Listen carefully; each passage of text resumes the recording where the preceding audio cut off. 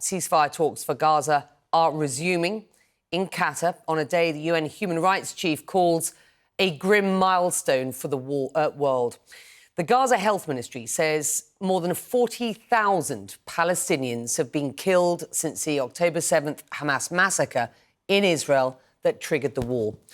While CNN cannot independently verify those figures or how many combatants might be included in that tally, we do know that the majority of the dead are civilians, including many women and children.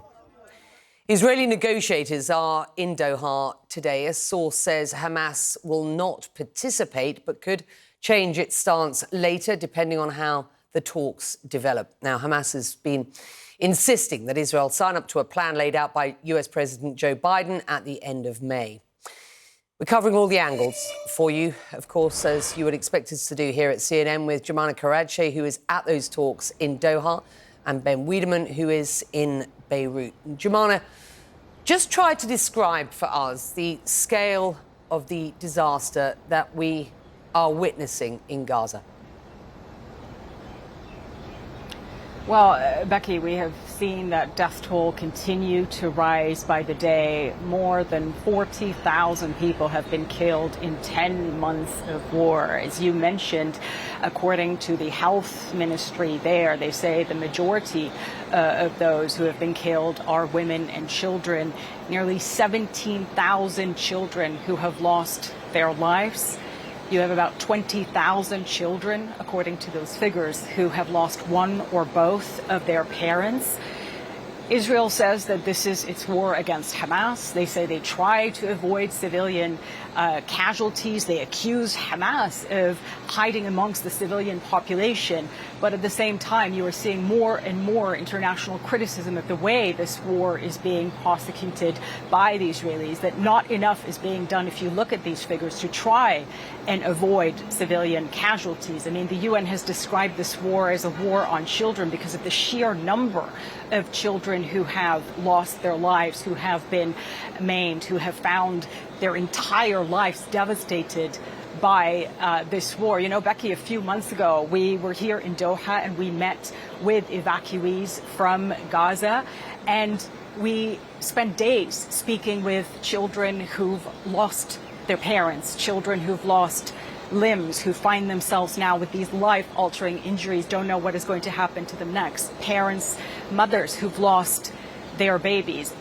I mean, this has had a devastating impact on almost every single person in Gaza. And when you speak to people inside Gaza, I can't tell you how many times I've heard people say that all they want is to die so they don't have to go through this, so they don't have to live for a day where they're going to have to mourn their loved ones. And right now, as the world is looking to these talks, hoping that a ceasefire and hostage release deal will come out of this, people inside Gaza have very much lost hope because they feel they have been abandoned by the world, and they say that they have hoped so many times over the past 10 months only to see those hopes crushed when these talks don't achieve a ceasefire.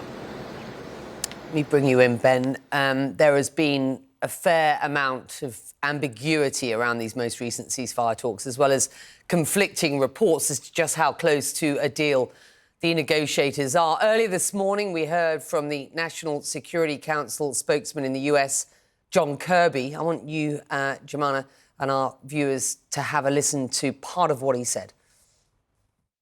Both sides need to show compromise. Both sides need to show some leadership here. We are now talking about the implementing details of the deal itself, the smaller gaps that we absolutely believe can be narrowed in terms of how the deal is executed. It's not about a debate in Doha today about the deal itself, the structure of it. It's now about implementing. And sometimes, you know, when you get to the end of a negotiation and you're talking about those kinds of details, that's when it gets the hardest and the most gritty. Ben, based on what you are hearing on the ground and what other reporters at CNN are hearing, is what John Kirby has just laid out there an overly optimistic view of these talks in Doha? I mean, are we actually at the point as he suggests, of just working out the implementation of a ceasefire and hostage deal in Gaza? Becky, I think if that was the case, then perhaps you'd see more willingness, for instance, from Hamas to actually participate in these proximity talks. And we're not seeing that. I think by and large, you see that after 10 months, and certainly so far this year, there have been so many attempts to make progress to reach a ceasefire, and they haven't worked.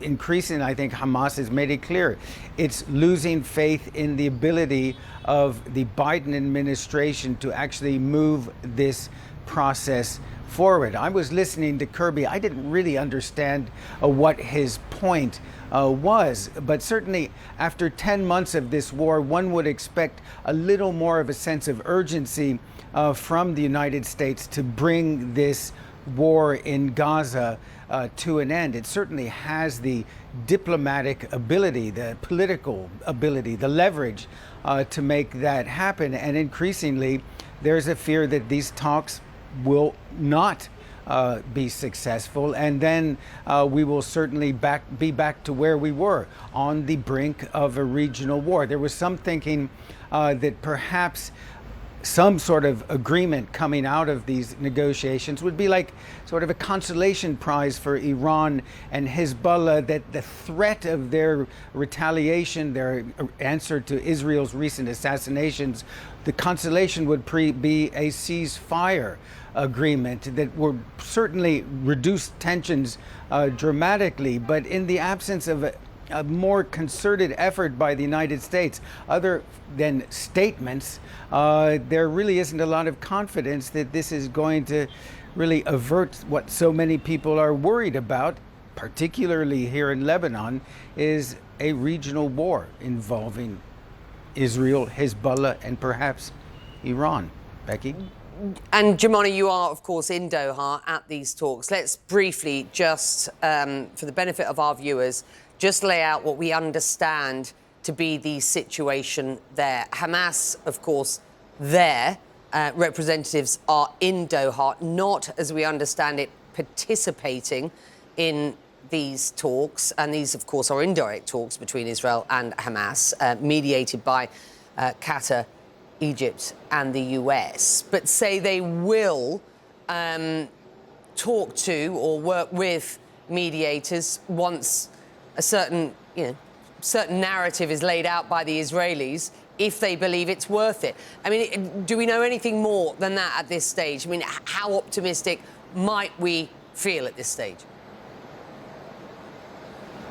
There isn't much optimism, Becky. I think expectations are very low that you're going to have any sort of a deal that comes out of today's talks. But some are seeing this as a positive step in the right direction to get these talks started again, to resume these negotiations. But look, as Ben mentioned, what you have right now is these talks. We understand the Israeli delegation arrived a short time ago, headed by the head of the Israeli Mossad, David Barnea. You also have a high-level U.S. delegation headed by the CIA director, Bill Burns. You have the Qatari prime minister. You have the head of Egyptian intelligence. Those are the mediators, of course. And Hamas is not taking part in these indirect proximity talks. As you mentioned, what they are saying is, we have agreed to a proposal that was laid by President Biden, that 3-phase plan. What they are ready to discuss with the mediators out of these talks is the implementation of that plan. And what we understand, Becky, from the mediators is they are going to put forward what they are describing as a bridging proposal on how that deal is going to be implemented, because that is where the sticking points are, the implementation of that plan. There are several sticking points there.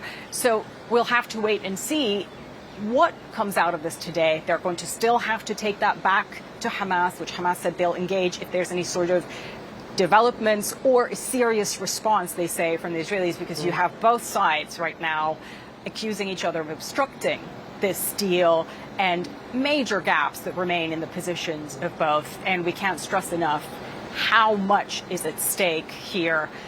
The lives of civilians in Gaza, the fate of the Israeli hostages, and of course, as Ben mentioned, a region on edge right now with real fear of this region descending into all-out war, with the ceasefire agreement seen as perhaps the only way to de-escalate and get out of the situation.